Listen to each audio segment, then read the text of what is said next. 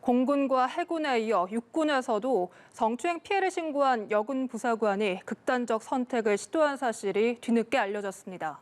육군이 지난해 사건 발생 당시 부실 수사가 있었는지 또 2차 가해자 처벌은 적절했는지 다시 살펴보고 있습니다. 지성림 기자입니다. 작년 4월 임간에 강원도 한 육군 부대에 배속된 A하사는 직속상관 B중사의 교제 요구를 거절한 이후 지속적인 스토킹과 성추행을 당한 것으로 전해졌습니다. 견디다 못한 A하사는 4개월 뒤인 지난해 8월 다른 선임 도움을 받아 부대에 성추행 신고를 했고 다음 달 초 B중사는 징계 조치로 해임됐습니다. 사건 당시 군에서는 가해자 입건이 이뤄지지 않아 B중사는 형사처벌을 받지 않고 전역했습니다. 결국 가해자는 피해자가 민간 변호사를 통해 고소한 뒤에야 민간 검찰에 의해 기소됐습니다.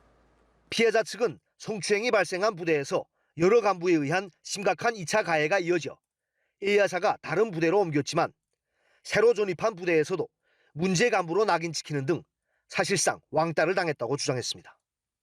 피해자 언니는 최근 청와대 국민청원 게시판에 올린 글에서 A하사가 여러 차례 극단적 선택을 시도했고 현재는 정신병원에 입원 중이라고 밝혔습니다.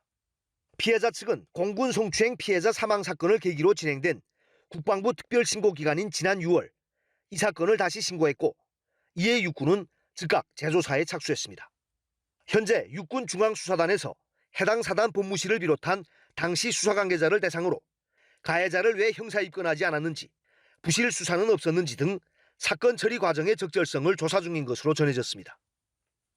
육군 관계자는 또 피해자 측이 주장한 2차 가해 관련 수사는 지역군단에서 진행하고 있지만 관할 조정도 검토하고 있다고 설명했습니다. 피해자 측에서 원할 경우 지상작전사령부나 육군본부에서 직접 수사에 나설 수도 있다는 겁니다.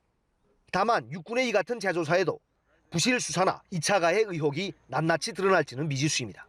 연합뉴스TV 지성림입니다.